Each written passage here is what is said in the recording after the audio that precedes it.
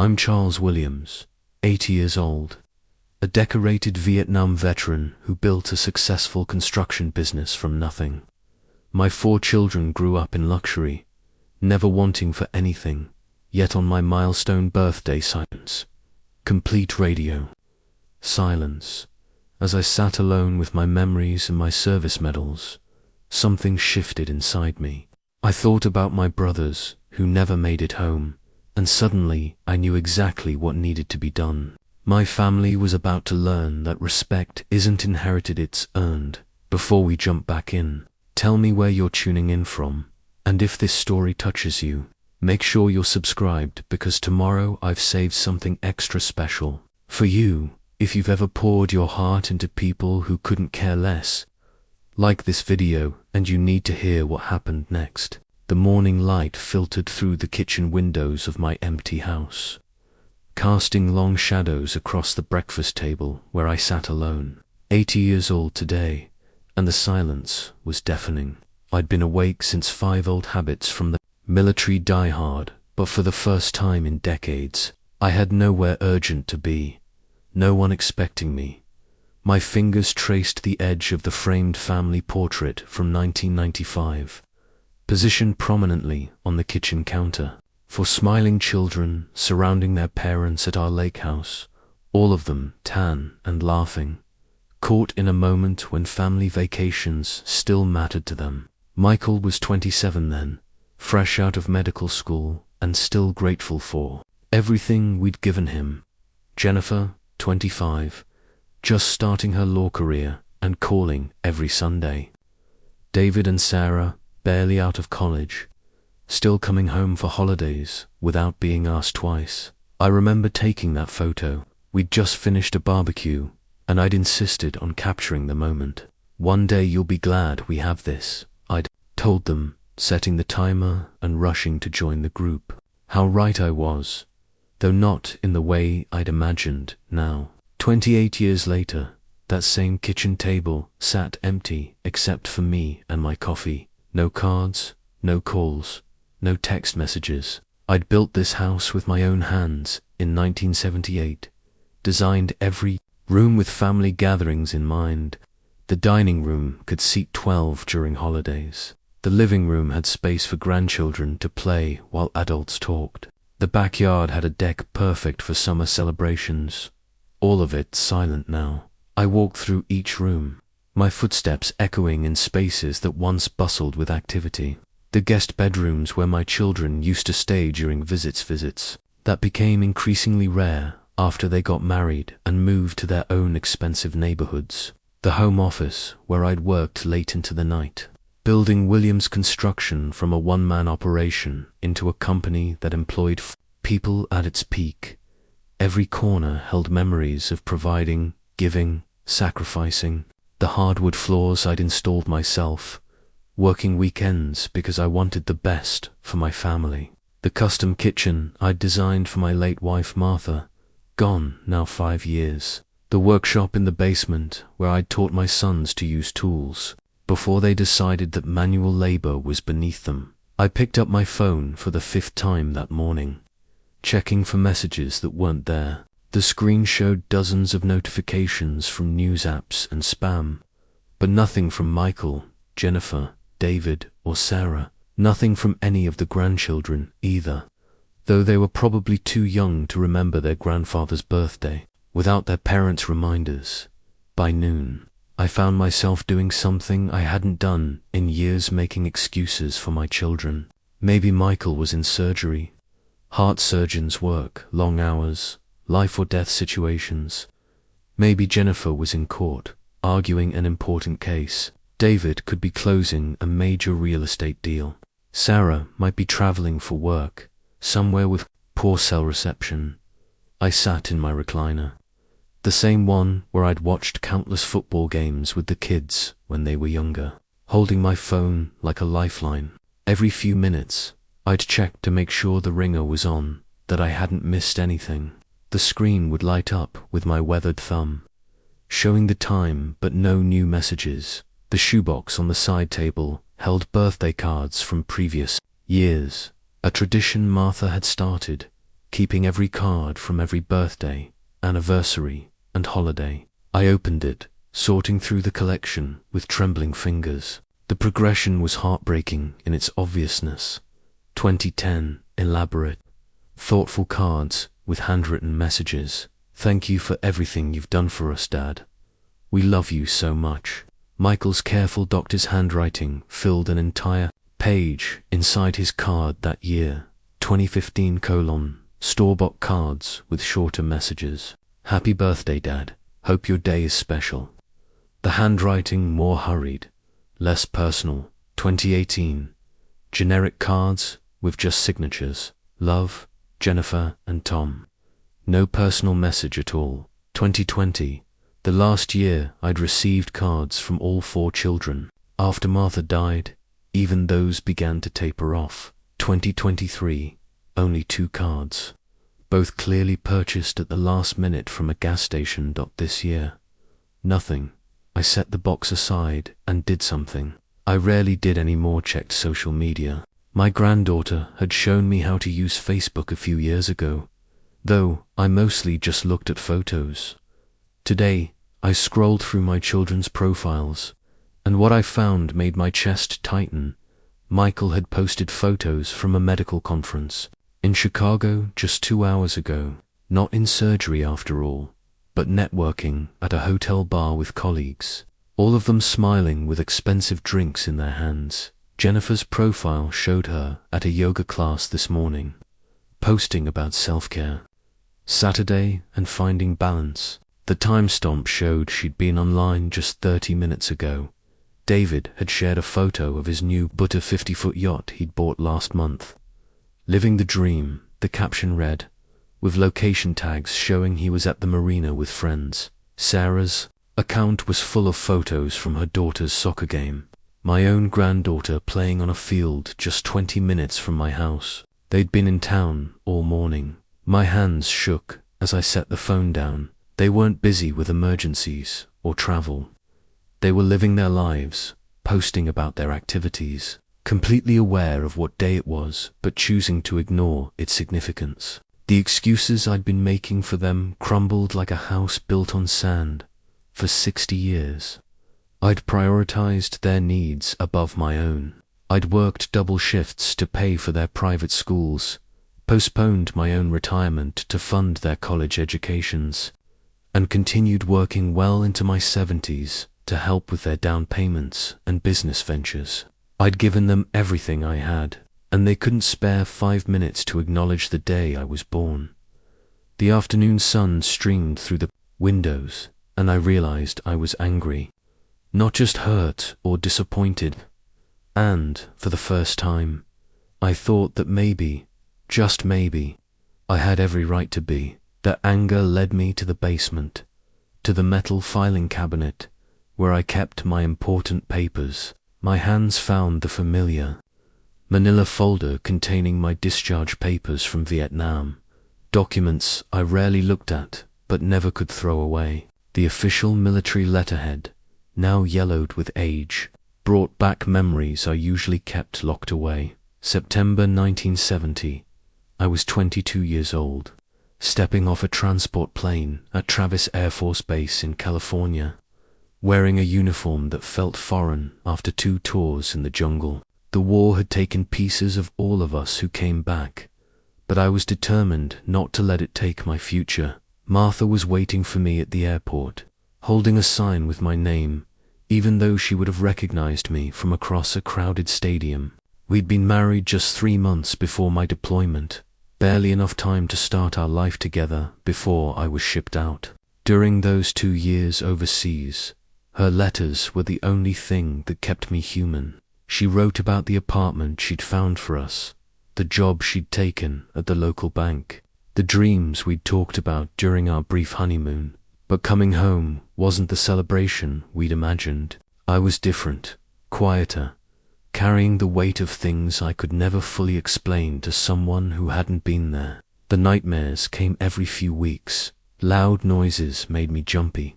I had trouble connecting with civilian life, with people who complained about trivial problems while I Remembered friends who'd died in rice paddies half a world away. Martha never complained, never made me feel broken. Instead, she focused on the future we could build together. We're going to make something beautiful out of this life, she'd tell me during the dark moments. Something worthy of the sacrifice. I enrolled in business classes, using my GI Bill, benefits, studying construction management and accounting at night, while working day labor jobs to pay rent. Martha worked full-time at the bank, and together we saved every penny we could. By 1975, I had enough money and experience to start Williams Construction. The early years were brutal. I worked 18-hour days, taking any job I could, get small home repairs, garage additions, bathroom renovations. My hands were permanently stained with concrete dust and calluses. My back ached constantly, but I kept working. Martha was pregnant with Michael by then, and I was determined to give my son opportunities I'd never had. I remembered the day I came home and found Martha crying over the kitchen table, surrounded by bills we couldn't pay. "Maybe this business idea was a mistake," she said, her voice barely a whisper. "Maybe you should just get a regular job with steady pay." I sat down beside her, my work clothes still dirty from the construction site, and took her hands in my calloused ones. "No," I said, "we're going to make this work. Our kids are going to have everything we didn't. They're going to go to college, have choices, never worry about money the way we are right now." And I kept that promise. Through the late 70s and 80s, Williams Construction grew from a one-man operation to a company with dozens of employees. We built subdivisions, shopping centers, office buildings. I reinvested every profit back into the business, living modestly while the bank account grew. When Michael was born, then Jennifer, David, and Sarah, I made sure they had the best of everything. Private schools, music lessons, sports equipment, family vacations to places I'd only seen in magazines as a kid. I wanted them to grow up feeling secure, loved, provided for. But somewhere in all that providing, I'd forgotten to teach them the value of what they were receiving. They grew up thinking abundance was normal, that sacrifices were unnecessary, that success was inherited rather than earned. I folded the discharge papers carefully and returned them to the file. The 22-year-old soldier who'd come home from Vietnam had dreams of building a family that would honor the sacrifices made for their freedom and opportunities. Today, that 80-year-old man realized his children had learned to take everything for granted, including the man who'd given them everything. I climbed back upstairs and retrieved another folder from my office, the business partnership agreements I'd signed 5 years ago. The papers that had made each of my children equal partners in Williams Construction. Despite none of them having worked a single day in the business, I'd imagined retirement differently. After Martha died, I'd planned to gradually step back from the company, spending time with grandchildren, taking the trips we'd postponed for decades, maybe even writing down some of the stories from my military days. I thought my children would want to be part of that transition, that they'd see it as an opportunity to connect with their father during his remaining years. Instead, retirement had become a series of monthly distributions and annual tax documents. My children viewed their partnership shares as passive income rather than a connection to their family's legacy. They cashed their checks without questions, never asking about the business that had funded their entire lives. The partnership agreement was 23 pages long, drafted by Jennifer herself when she learned I was considering retirement. "This is the most tax-efficient way to transfer wealth," she'd explained, her lawyer's voice devoid of emotion. "You'll retain voting control while we benefit from the income stream and eventual appreciation." Translation: I continued to work, while they collected money they hadn't earned. Michael had used his partnership income to buy a vacation home in Aspen. Jennifer had purchased a BMW and enrolled her children in private tennis lessons. David had leveraged his share to secure a loan for his real estate ventures. Sarah had renovated her kitchen twice in 3 years. None of them had ever asked how the business was doing, whether I needed help with decisions, or if I was ready to finally step away from the 60-hour work weeks I'd maintained well into my 70s. The company that had defined my adult life had become nothing more than a revenue source to them. I remembered the day I'd signed the papers, sitting in Jennifer's law office while she explained the legal implications in clinical terms. I'd hoped it would bring us closer together, give them a reason to take an interest in what I'd built. Instead, it had formalized their sense of entitlement. "This is wonderful, Dad," Michael had said that day, though his tone suggested he was already calculating his projected returns. "You've really set us all up well." Set them up well, as if financial security was the only legacy that mattered. The monthly family dinners I'd suggested when Martha died had lasted exactly for months. The weekly phone calls had dwindled to holiday obligations. The planned family vacation to honor Martha's memory had been postponed indefinitely due to scheduling conflicts. My children had inherited my work ethic when it came to their own careers, but they'd somehow missed the parts about loyalty, gratitude, and family responsibility. They'd learned to accumulate wealth, but not to value the relationships that made wealth meaningful. I closed the partnership agreement folder and placed it back in the filing cabinet. Tomorrow, I would call my attorney and ask some questions about the legal implications of partnership dissolution. Tonight, I would try to remember when my children had stopped seeing me as their father and started seeing me as their benefactor. The golden years were supposed to be a time of enjoying the fruits of your labor with the people you loved most. Instead, I was learning that I'd raised 4 very successful strangers who loved my money more than they loved me. Evening brought no relief from my thoughts, so I pulled out another box from the closet report cards from their elementary school. Years, the contrast between who they'd been and who they'd become was almost unbearable. Michael, my oldest at 52, had been the serious one even as a child. His report cards from the 1970s showed straight A's and teacher comments like, "Michael is a natural leader and he shows genuine concern for others." I remembered him at 8 years old, using his allowance to buy get-well cards for a classmate who'd broken his leg. That compassionate boy had grown into a cardiac surgeon who saved lives every day, but couldn't find time to call his father. Last Christmas, Michael had spent exactly 57 minutes at our family gathering before excusing himself for a medical emergency. I later learned from Jennifer that he'd gone to play golf with colleagues. His wife, Patricia, had stopped making excuses for his absence years ago. Their children, my grandchildren, barely knew me, except as the man who sent birthday checks. Michael lived in a $2.3 million house in the best part of town, drove a Tesla, and took international vacations twice a year. He'd used his partnership income from my company to invest in medical equipment for his practice, but he'd never thanked me for making his lifestyle possible. To him, success was something he'd achieved entirely on his own. Jennifer, 50 years old, had been our little scholar. Her report cards showed perfect attendance and glowing reviews from teachers who couldn't praise her dedication enough. "Jennifer is going to change the world," her 5th grade teacher had written. She'd grown up to become a successful corporate lawyer, but the world she'd changed was only her own bank account. She lived with her husband Tom in a suburban mansion, both of them working 80-hour weeks to afford a lifestyle that impressed their neighbors but left no time for family. When she did call, it was usually to discuss legal matters related to the business or to request additional financial help for her children's activities.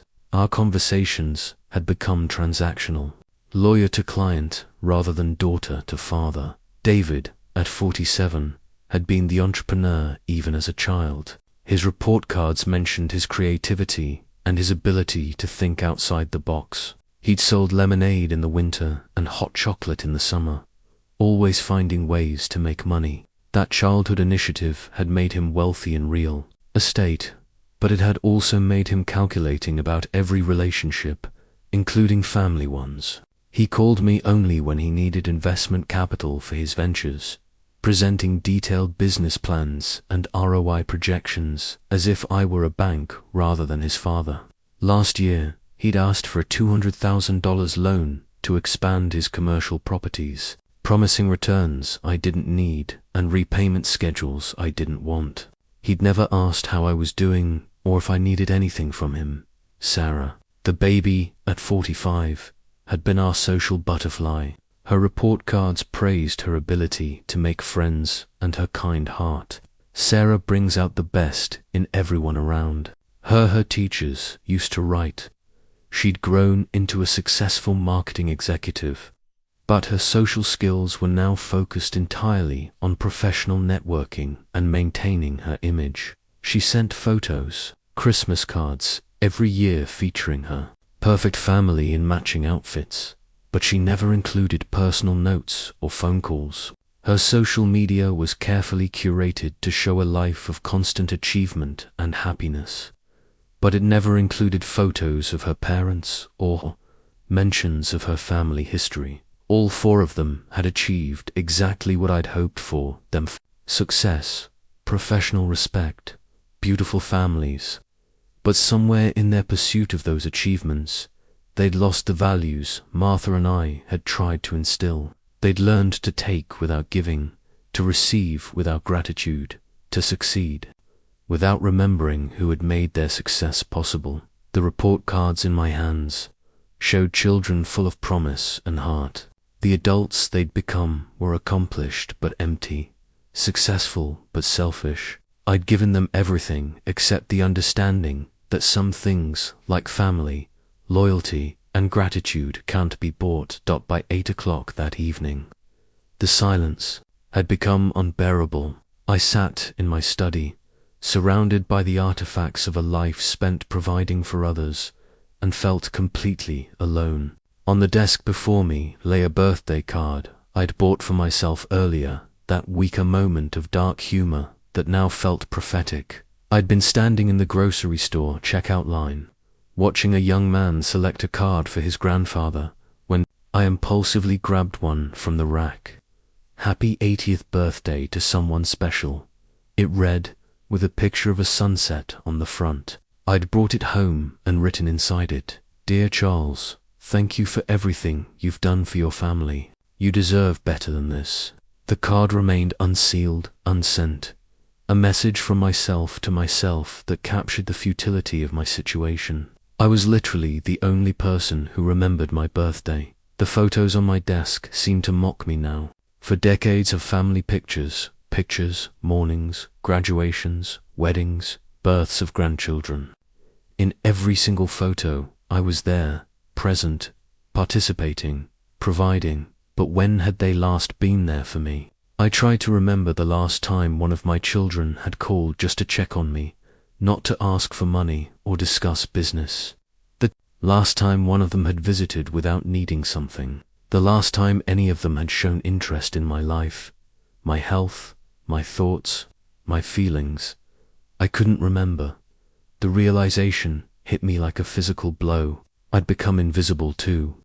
The people I loved most in the world, worse than invisible, I'd become nothing more than a resource to be managed, a problem to be solved, an obligation to be minimized. I picked up my phone one more time, scrolling through my contacts. Michael, Jennifer, David, Sarah. 4 names. That should have meant everything to me, but now felt like strangers. I could call them, make my own birthday special, pretend this abandonment didn't matter. I could be the one to reach out, to maintain the relationship, to make excuses for their neglect. But I didn't. For the first time in my life, I didn't make excuses for my children. I didn't rationalize their behavior or minimize my own hurt. I simply acknowledged the truth. They didn't care enough to remember, and I was tired of pretending that was acceptable. Martha had been gone for 5 years now, and I'd spent those years hoping my children would step up, that they'd recognize my grief and loneliness and want to be closer to their surviving parent. Instead, they'd used Martha's death as an excuse to visit even less frequently. "Dad's doing fine," they'd tell each other. "He's always been independent." Independent. The word stung because it was both true and false. I was independent because I'd had to be, because the alternative was depending on people who saw me as a burden rather than a blessing. I set the unsigned birthday card on my desk and made a decision. Tomorrow, I would stop waiting for my children to remember I existed. Tomorrow, I would start making plans for a legacy that honored people who understood the value of sacrifice and loyalty. Tonight, I would grieve, not just for the birthday that had been forgotten, but for the family relationships that had died somewhere along the way without anyone bothering to hold a funeral. Unable to sleep, I found myself back in the basement, pulling out a cardboard box I hadn't opened in years. Inside were photographs, letters, and documents from my military service memories I'd preserved but rarely revisited. The first photo I pulled out was our unit picture, taken 3 weeks before the end of my second tour. 12 young men in combat fatigues, arms around each other's shoulders, trying to smile despite the weight of what we'd seen and done. I ran my finger over the faces, counting the ones who hadn't made it home. Tommy Rodriguez, second from the left, had stepped on a landmine just 4 days after this photo was taken. He was 19 years old, engaged to a girl named Maria who was pregnant with his child. Tommy used to show us her letters every night, reading passages about the nursery she was preparing and the names they'd chosen. Bobby Chen, standing next to me in the back row, had been killed by sniper fire 2 weeks later. Bobby had planned to become a teacher when he got home. He'd grown up poor in San Francisco's Chinatown and wanted to help other kids escape poverty through education. He carried a dictionary in his pack and taught English to local Vietnamese children whenever we stayed in one place long enough. James Washington, the tall soldier on the far right, had died in a helicopter crash during his evacuation after being wounded. He'd saved 3 other soldiers before taking shrapnel to the chest, and his last words were instructions for the letter he wanted us to write to his mother. James had been the unit's moral compass, the one who reminded us to stay human, despite the inhumanity around us. Of the 12 men in that photograph, only 5 had come home alive. Of those 5, I was the only one still living. The others had died over the years, cancer, heart attacks, suicide, accidents, but I'd stayed in touch with their families, attended their funerals, made sure their sacrifices were remembered. These men had understood loyalty. When Tommy was killed, we all wrote letters to Maria, and I'd continued sending Christmas cards to her and Tommy's son for 30 years. When Bobby died, I'd donated money to a scholarship fund in his name at his old high school. When James was buried, I'd promised his mother that I'd visit his grave every year on the anniversary of his death, a promise I'd kept for 43 years. These soldiers had given their lives for ideals they believed in. They'd died protecting each other, serving their country, fighting for the freedom of people they'd never meet. Their families had grieved them as heroes, treasured their memory, honored their sacrifice. My children couldn't spare 5 minutes to acknowledge. My birthday, I pulled out another photo, a group shot from our unit's reunion in 1985. Only 4 of us had attended, and we'd spent the weekend sharing stories about the friends we'd lost and the lives we'd built since coming home. We talked about our children, our hopes for their futures, our determination to make our survival meaningful. "We owe it to the guys who didn't make it," Bobby Chun's brother had said at that reunion. He wasn't military himself, but he'd come to represent Bobby's memory. We owe it to them to live lives worthy of their sacrifice. I'd thought about those words countless times over the years, especially when work was hard or money was tight or family responsibilities felt overwhelming. The men who'd died in Vietnam would never get to see their children grow up, never get to build businesses, never get to experience the simple pleasure of being remembered and appreciated by the people they loved. I'd tried to live a life worthy of their sacrifice. I'd built a successful business, raised 4 children, contributed to my community, served on the hospital board and the Veterans Committee. I'd thought that creating a family who benefited from the freedom those men had died for was the best way to honor their memory. But tonight, looking at those old photographs and remembering real brotherhood, real loyalty, real sacrifice, I realized something important. The men in these photos would never have forgotten each other's birthdays. They would never have taken each other for granted. They had understood that some bonds are sacred, that some relationships require tending, that gratitude isn't optional, it's essential. My children had inherited the benefits of their freedom without understanding its cost. They'd received the fruits of my labor without appreciating the sacrifice. They'd been given everything except the values that would have made them worthy of the gift. Tomorrow, I would start making different plans for my legacy. Plans that would honor the memory of men who understood what loyalty really meant. At 11 o'clock, I climbed the stairs to my office and opened my laptop. If my children could use the internet to document their lives while ignoring mine, I could use it to research organizations that actually honored veterans and their sacrifices. I started with a simple search: veterans organizations near me. The results filled the screen with dozens of options: national organizations, local chapters, service-specific groups, and charities focused on everything from PTSD treatment to job training for returning soldiers. But one result caught my attention. Immediately, the Veterans Foundation of Greater Metro Area. Their website showed photos of homeless veterans being served meals, older veterans receiving medical care, and young veterans learning job skills. The tagline read, "No veteran left behind, no service forgotten." I clicked through their pages, reading story after story of veterans who'd fallen through the cracks of society, men and women who'd served their country with honor but returned to unemployment, homelessness, addiction, or disability.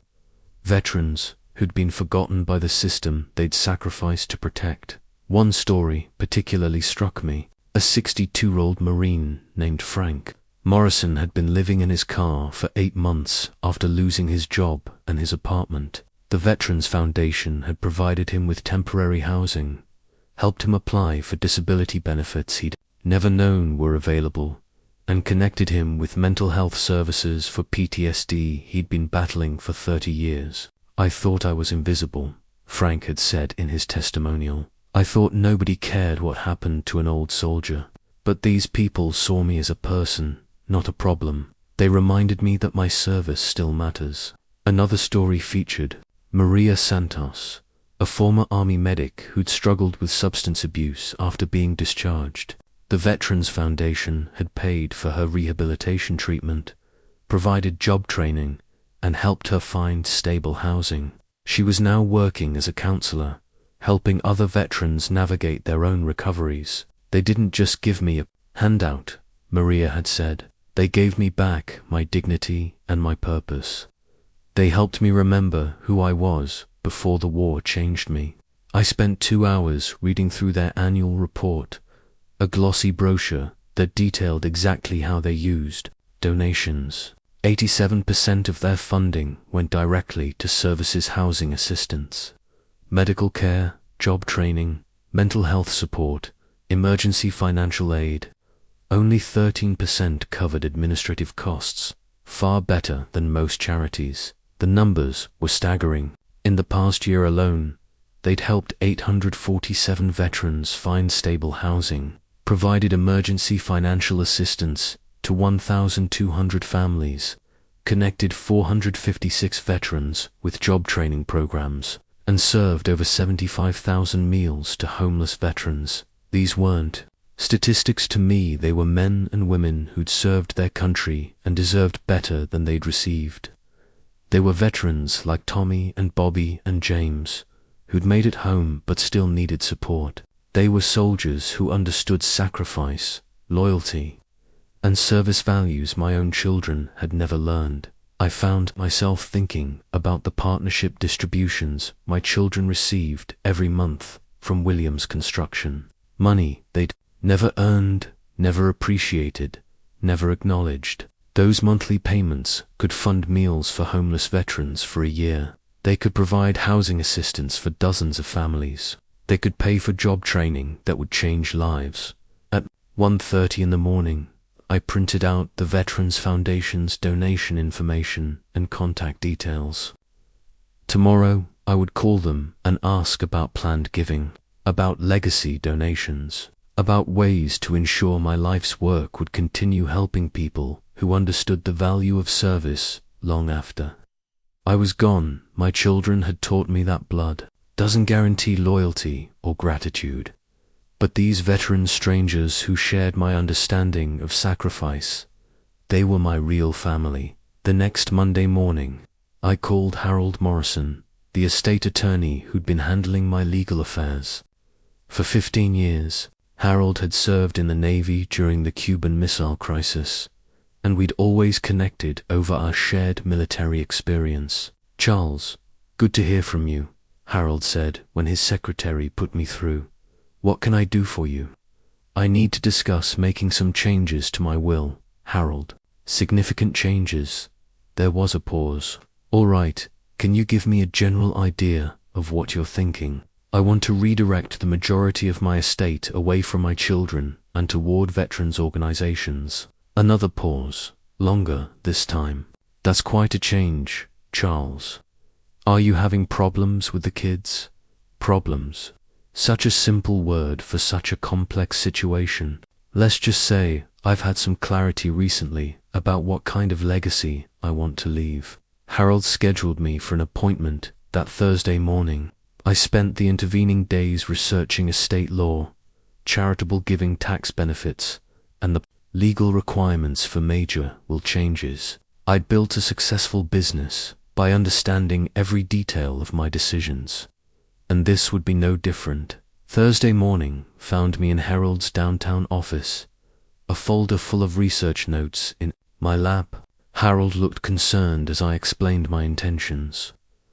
"Charles, I have to ask, have your children done something specific to prompt this? Because if this is about some temporary family dispute, Harold, when was the last time one of your children called you just to check on how you're doing?" He smiled. "Yesterday, actually. My daughter calls every Sunday after church." "When was the last time they remembered your birthday without being reminded?" "They've never missed one." His smile faded as he began to understand.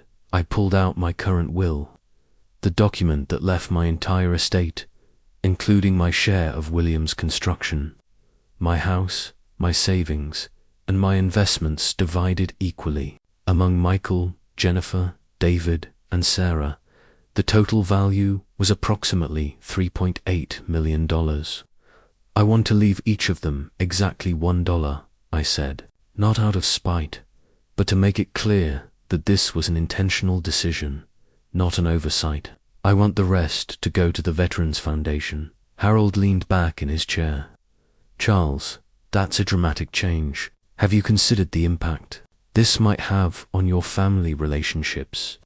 "What family relationships, Harold?" "My children view me as a financial resource, not as their father.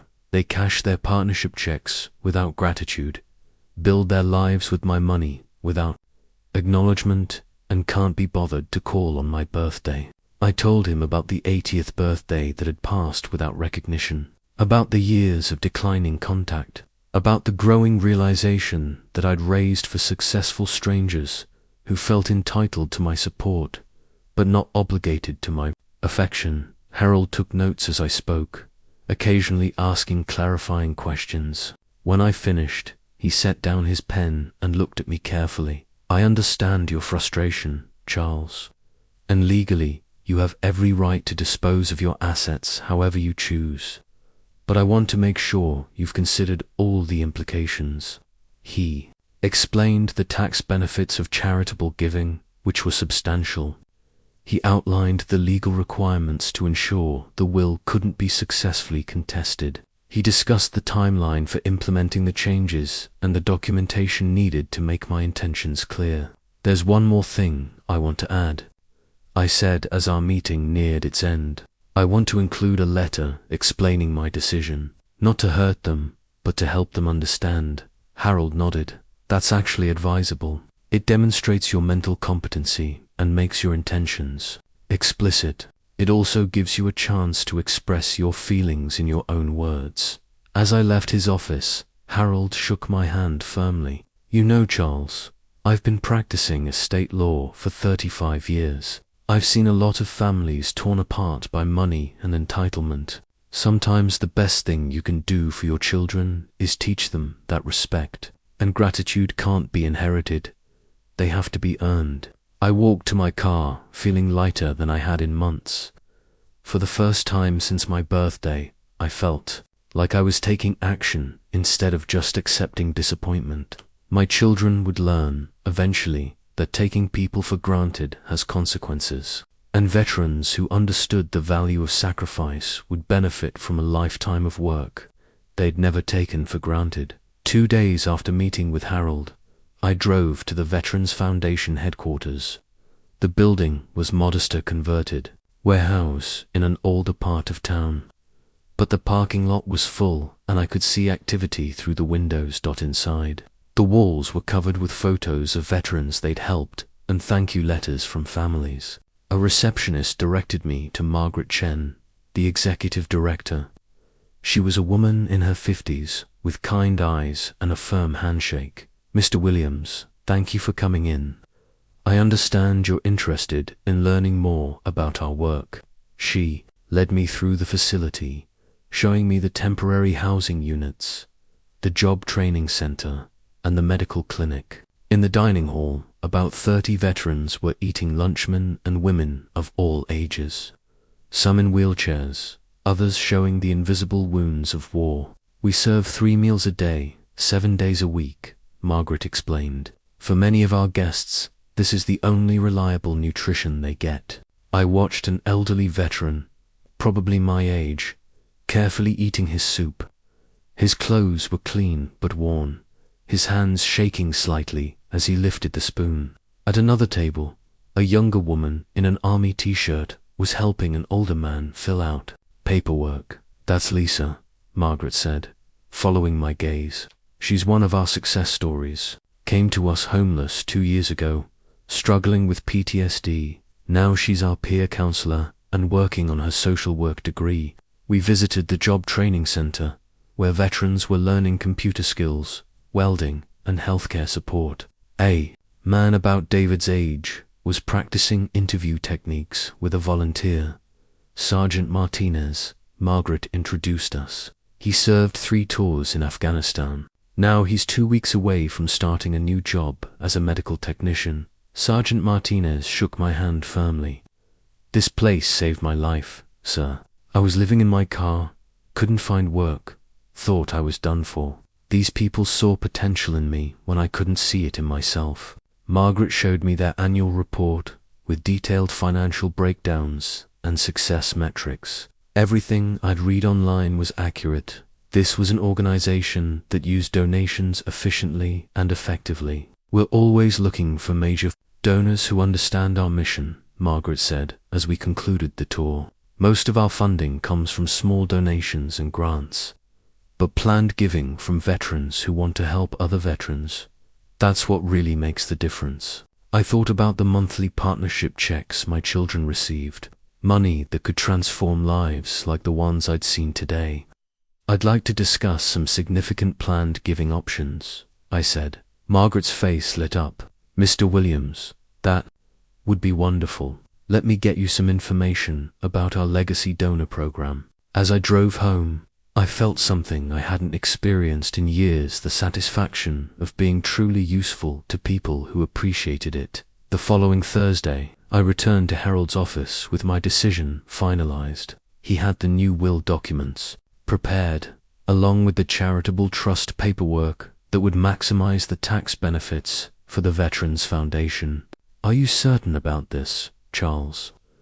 Harold asked one final time as he spread the documents across his conference table.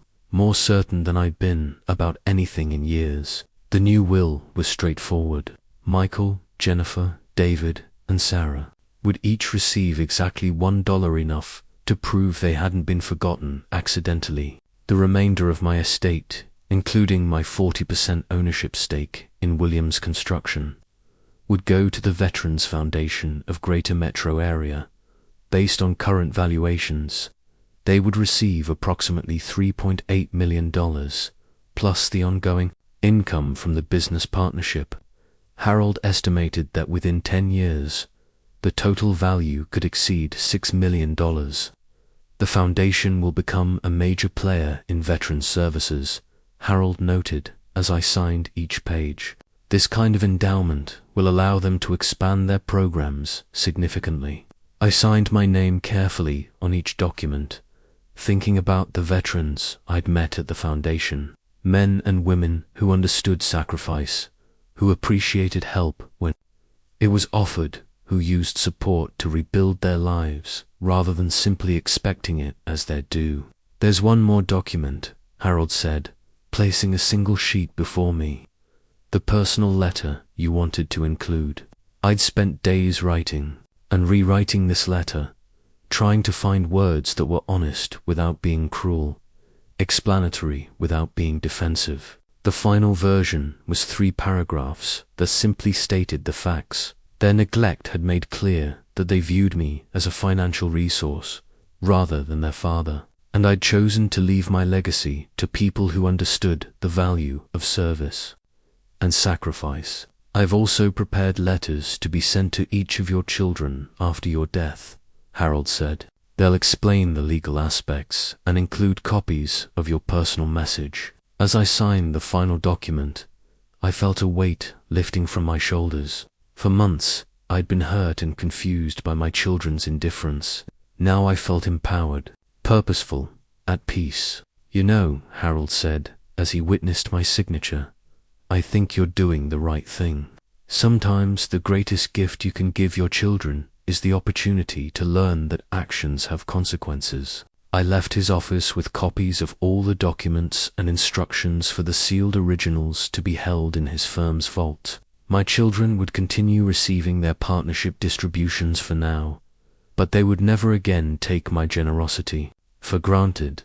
The Veterans Foundation, on the other hand, would receive a legacy that honored the memory of better men than my children had become. Life settled into a new routine over the following months. I began volunteering at the Veterans Foundation twice a week, helping with administrative tasks, and occasionally sharing my business experience with veterans starting their own companies. The work was fulfilling in ways I hadn't expected. Unlike my children, these veterans were genuinely grateful for help. They asked thoughtful questions, followed through on advice, and made progress that was visible and meaningful. I particularly enjoyed working with James Patterson, a former Marine who was starting a landscaping business. James reminded me of myself at 30, determined, hard-working, appreciative of every opportunity. When I helped him understand business licenses and tax requirements, he thanked me sincerely and implemented every suggestion. "Mr. Williams, I can't tell you how much this means to me," he said one afternoon as we reviewed his first quarterly reports. "Nobody in my family understands business. Having someone with your experience take time to help me's changing my life." The contrast with my own children was stark and painful. During this period, my relationship with them continued its familiar pattern. Michael called once to discuss a large equipment purchase for his medical practice, asking about advancing him money against future partnership distributions. Jennifer sent occasional emails about tax implications of the business. David requested information about a commercial property he wanted the company to invest in. Sarah called twice, both times needing money for her children's activities. None of them asked about my health, my happiness, or my life outside of being their financial resource. I helped each of them as I always had, But now their requests felt different. Every conversation reminded me that they saw me as useful rather than beloved, convenient rather than cherished. Meanwhile, I'd started keeping a different kind of artifact. My grandson Tommy's drawing from 5 years ago, discovered while cleaning out Martha's desk. The crayon artwork showed a stick figure in military uniform labeled Grandpa the Hero, surrounded by hearts and American flags. Tommy had been 7 when he drew it. Excited about a school project on family history, he'd interviewed me for an hour about Vietnam, asking innocent questions about what it meant to be a soldier. The drawing had been his thank you gift, presented with the solemnity only children can bring to such moments. Now Tommy was 12, more interested in video games than family history. His drawing remained the last tangible evidence that anyone in my family had ever seen me as heroic. The irony wasn't lost on me. Strangers at the Veterans Foundation appreciated my service and sacrifice more than my own grandchildren did. Working with veterans who'd lost everything but retained their dignity taught me something important about the difference between earning respect and inheriting entitlement. These men and women thanked me for small gestures my children would consider inadequate. They appreciated opportunities my children would see as obligations. My new family, I realized, was bound not by blood, but by shared values, service, gratitude, and understanding that freedom and prosperity are privileges to be honored, not rights to be assumed. 6 months after changing my will, Michael appeared at my door on a Saturday morning. He looked nervous, which was unusual for someone who performed heart surgery for a living. "Dad, do you have a few minutes to talk?" I invited him in, curious about what had prompted this rare visit. He declined coffee and sat awkwardly on the couch where he'd spent countless childhood hours watching television. "I need to discuss something important with you," he began. "My practice is expanding, and I have an opportunity to buy into a specialized cardiac center.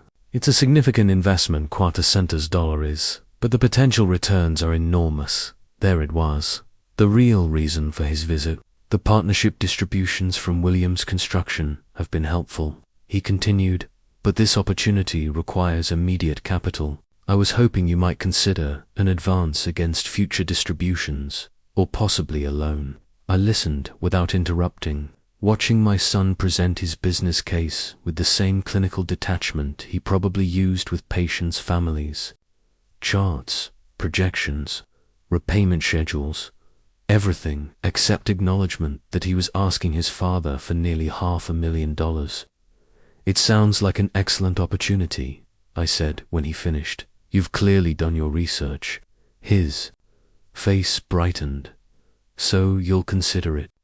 "I'll help you, Michael. But first, I'd like to ask you something. When was my last birthday?" He looked confused. "Your birthday, I think it was." He paused, clearly trying to calculate. "March, April. It was 6 months ago, Michael. My 80th birthday. I spent it completely alone." His face reddened. "Dad, I'm sorry. With the practice and the kids' schedules, when was the last time you called me just to see how I was doing?" Another pause. "I've been meaning to call more often. When was the last time you visited without needing money?"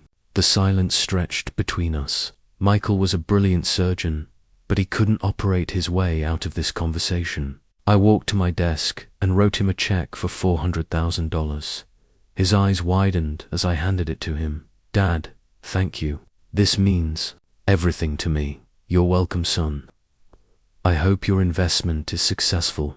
As I watched him leave, check in hand, I felt a familiar mixture of love and sadness. I'd helped him because he was my child, but his relief was about the money, not about our relationship. While he was visiting, I'd noticed something on my desk, a medical award Michael had received 5 years ago, which I'd kept displayed prominently, despite his never asking about it. The inscription read, "For distinguished service to cardiac patients and dedication to healing." The irony was painful. Michael dedicated his life to healing strangers' hearts, while remaining oblivious to the condition of his father's heart. He could save lives in the operating room, but couldn't spare time to nurture the relationship that had made his success possible. That afternoon, I called Margaret Chen at the Veterans Foundation and arranged to increase my monthly donations by $400. The money would fund a scholarship program for veterans, pursuing medical training people who would use their skills to serve others while remembering the sacrifices that made their opportunities possible. 8 months after my forgotten birthday, I woke up with chest pains and shortness of breath. At 80, you don't ignore such symptoms. I drove myself to the emergency room, where they immediately ran tests and admitted me for observation. The cardiologist, a woman about Jennifer's age, explained that I'd had a minor cardiac episode, a full heart attack, but a warning sign that required attention and lifestyle changes. "Do you have family we should call?" the nurse asked as they settled me into a hospital room. I gave her my children's contact information, expecting at least one of them to visit. The nurse made the calls while I waited, hopeful that a health scare might remind them what really mattered. Michael was in surgery and couldn't be reached. Jennifer was in depositions and would try to stop by later. David was out of town on business. Sarah said she'd come after her daughter's soccer practice. None of them came. Instead, my visitors were James Patterson from the Veterans Foundation, who brought me magazines and stayed for an hour discussing his landscaping business. Margaret Chen stopped by with flowers and updates about the veterans I'd been helping. 3 other veterans I'd worked with sent get-well cards. On my second day in the hospital, my roommate was a 70-year-old veteran named Frank, the same Frank Morrison, whose story I'd read on the Veterans Foundation website months earlier. He was recovering from diabetes complications, but was in good spirits. "You're the Williams construction guy," he said when we were introduced. "Margaret told me about your work with the foundation. You've helped a lot of us get back on our feet." We spent hours talking about our military service, our struggles with aging, and our experiences with family. Frank had been married 3 times, with children scattered across the country who rarely contacted him. "My kids think I'm just a burden now," he said. "They love me, I think, but they don't like dealing with me. Too much work, too much obligation." I understood completely. Frank pulled out his wallet and showed me a faded photo of himself in uniform, standing next to a jeep in Vietnam. "I keep this as a reminder of who I used to be," he said. "Sometimes I think my family only sees the old man with medical problems, not the soldier who served his country." When I was discharged 3 days later, Frank shook my hand firmly. "You take care of yourself, brother. You're doing important work with those kids at the foundation. Don't let family disappointments stop you from making a difference." As I drove home alone, I realized that Frank and the other veterans had shown me more genuine care during my hospital stay than my children had demonstrated in years. They understood that relationships require presence, not just financial transactions. In my bedside table, I found my own medical records from the Army documentation of a shrapnel wound I'd received in Vietnam that still ached on cold days. The irony was stark. I'd been wounded serving my country, and now the people who best understood that sacrifice were strangers who'd become family. That evening, I called Harold and asked him to add a codicil to my will, establishing a fund specifically for veterans' medical expenses. My children's indifference to my health crisis had earned the Veterans Foundation another $100,000. The message was becoming clear: my real family was the one I'd chosen, not the one I'd raised. 9 months after my 80th birthday, Sarah called with news that crystallized everything I'd been feeling. She was getting remarried, her second wedding, and needed financial help for the celebration. "Dad, I know this is short notice, but we've found the perfect venue. It's a beautiful country club, and with the catering and flowers and everything, we're looking at about $75,000. I was hoping you could help us out." I listened to her excited planning, waiting for something that never came. Sarah, when is this wedding taking place? June 15th. It's going to be perfect, a small ceremony, just family and close friends. And, am I invited? There was a pause. Well, Dad, we're keeping it really small. Just immediate family and a few close friends. You understand? I understood perfectly. I was good enough to pay for her wedding, but not close enough to attend it. On my desk sat the artifact that had been haunting me for weeks. Sarah's wedding invitation from her first marriage 22 years ago. I'd found it while organizing old papers. A beautiful embossed card that had made me feel so proud and important. Mr. Charles Williams is cordially invited to celebrate the marriage of his daughter, Sarah. I'd walked her down the aisle that day, danced with her at the reception, felt like the most important man in the world. Now I wasn't even invited to her second wedding, though I was expected to fund it. Sarah, I need to ask you something, and I want you to think carefully before you answer.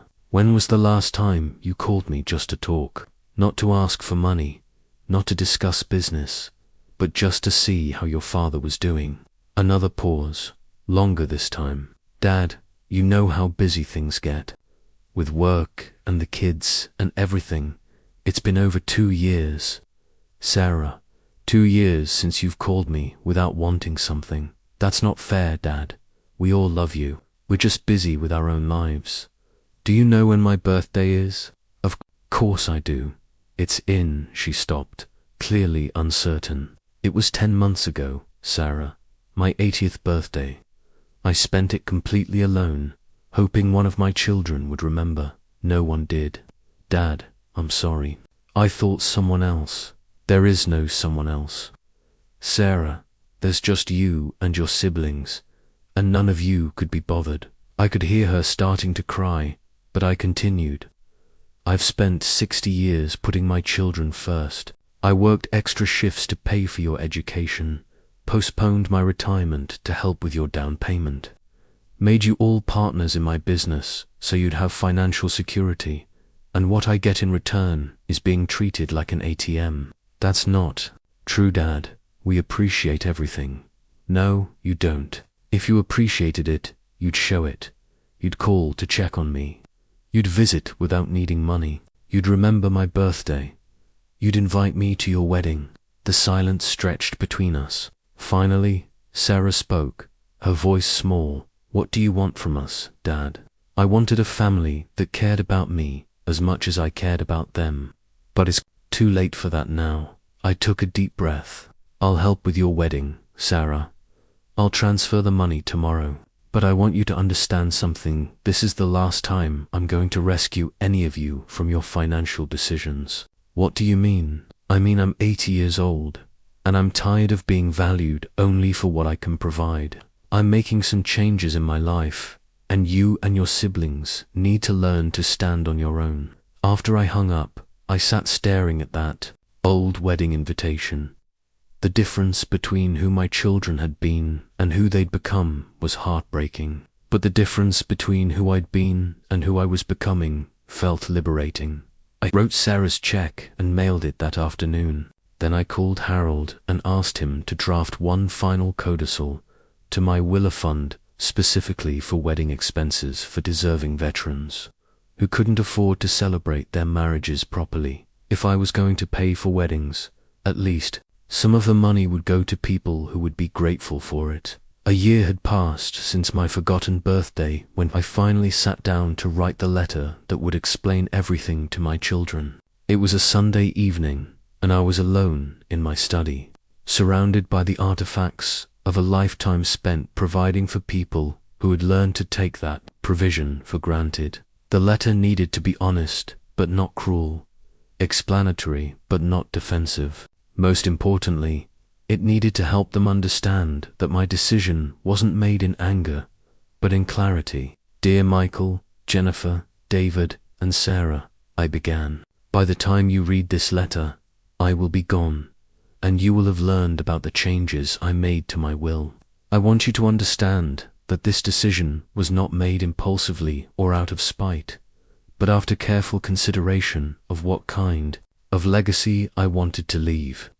For 60 years, I prioritized your needs above my own. I worked double shifts to pay for your private school educations. I postponed my retirement to help fund your college tuitions and your first homes. I made you all partners in Williams Construction, ensuring your financial security for life. I believed that providing for you was the greatest expression of my love, and I was proud of everything you achieved. But somewhere along the way, you learned to take my sacrifices for granted. You learned to see me as a resource rather than as your father. You learned to expect my support without offering your own in return. My 80th birthday, spent completely alone while you all lived your busy, successful lives, made this painfully clear.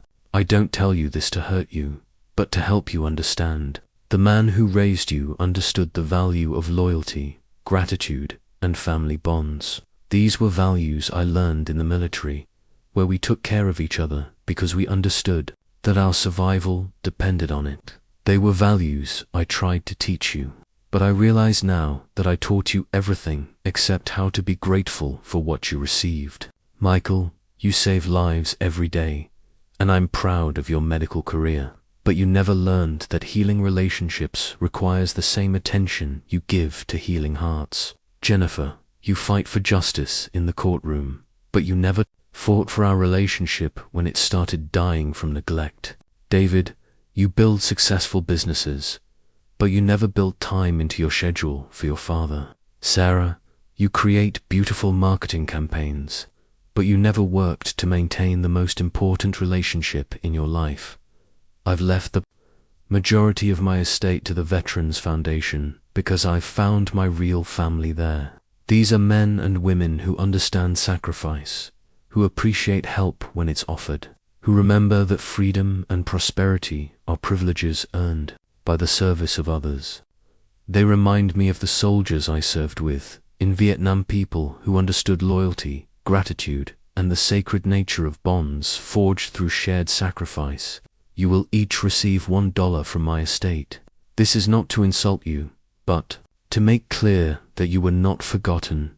You were remembered for exactly what our relationship had become worth to you. I don't expect you to understand this decision immediately. You may be angry, hurt, or confused, but I hope that someday you'll realize that the greatest gift I could give you was the opportunity to learn that love, respect, and gratitude cannot be inherited. They must be earned through your actions every single day. The Veterans Foundation will use my legacy to help people who remind me of better men than you became, not because you lacked ability or intelligence, but because you never learned that success without gratitude is just sophisticated selfishness. I love you all, and I always will. But love without respect is not enough to sustain a relationship, and respect without action is meaningless. Your father, Charles Williams, I sealed the letter and placed it with Harold's office, knowing it would be delivered along with the news of their inheritance, or rather, their lack thereof. Writing those words brought me a peace I hadn't felt in years. Finally, I had told the truth about what had happened to our family, and why I'd made the choice I had. My children would have to live with the consequences of taking their father for granted, just as I'd had to live with the pain of being forgotten by the people I loved most. The Veterans Foundation would benefit from a lifetime of work they'd never taken for granted. And maybe, just maybe, my children would learn something about the cost of indifference and the value of gratitude. It was the last gift I could give them, even if they'd never see it that way. 2 years after my forgotten 80th birthday, I stood in my study arranging a new display that had taken the place of family photos on my desk. My military medals, the Purple Heart, the Bronze Star, the Vietnam Service Medal, and others were now properly mounted in a shadow box, surrounded by photos of the brothers I'd served with and lost. This display wasn't about glorifying war or dwelling in the past. It was about honoring the memory of men who'd understood what sacrifice really meant, and reminding myself daily of the values that should guide the rest of my life. My relationship with my children had settled into a predictable pattern. They still received their partnership distributions from Williams Construction. I hadn't changed that, because I'd given my word when we signed the agreements. But our interactions had become purely transactional. They called when they needed money, sent perfunctory holiday cards, and maintained the bare minimum contact necessary to keep the financial pipeline open. I was no longer hurt by this. I'd found my real family at the Veterans Foundation. Every Tuesday and Thursday, I spent the morning there, helping with administrative work and mentoring veterans who were starting businesses. The satisfaction I got from this work was unlike anything I'd experienced in years. These men and women appreciated guidance, followed through on advice, and understood that success was something you earned through effort and gratitude. James Patterson's landscaping business was now thriving, employing 6 other veterans and providing stability for families who'd struggled after military service. When he received his first major commercial contract, he'd called me immediately to share the news and thank me for the help that had made it possible. "Mr. Williams, I know you hear this a lot, but I want you to know you changed my life, not just with the business advice, but by believing in me when I didn't believe in myself." That phone call meant more to me than any conversation I'd had with my own children in years. Margaret Chen had approached me about joining the Veterans Foundation Board of Directors, a position that would give me more influence over how donations were used and programs were developed. I'd accepted enthusiastically, finding purpose in work that honored the memory of better men than my children had become. The foundation had grown significantly during my involvement. My monthly donations, combined with the connections I'd helped them make in the business community, had allowed them to expand their housing program and add job training in construction trade skills that would always be in demand. Last month, we'd broken ground on a new transitional housing facility that would serve 40 veterans at a time. The dedication plaque would read, "In memory of those who served and in honor of those who continue to serve." It wouldn't mention my name, which was exactly how I wanted it. My children had learned nothing from my subtle changes in behavior. If anything, they seemed relieved that I'd become less demanding of their time and attention. They could cash their checks without guilt now, knowing that I'd found other ways to occupy myself. They had no idea what was coming. Sometimes, I wondered if they'd learn anything from the will reading, or if they'd simply be angry about the money they'd lost. I hoped that, eventually, maybe years from now, they'd understand that I'd tried to teach them something important about gratitude, loyalty, and the responsibility that comes with being loved unconditionally. But that was their choice to make. I'd done everything I could. The men whose medals now sat on my desk had died believing in something larger than themselves. They'd sacrificed everything for ideals they thought would outlive them. My children had inherited the benefits of that sacrifice without understanding its meaning. The Veterans Foundation would use my legacy to help people who still believed in service, loyalty, and gratitude. People who understood that some things, like honor, respect, and family bonds, can't be bought, only earned. As I sat in my study that evening, looking at the medals that represented the best parts of my life, I felt something I hadn't experienced in years: complete peace with my decisions. I'd chosen family based on values rather than blood, legacy based on merit rather than entitlement. My children would always be my children, and I'd always love them. But the Veterans Foundation had become my family, and they would inherit the life's work of a man they'd never taken for granted. It was, I realized, exactly the legacy a soldier should leave behind.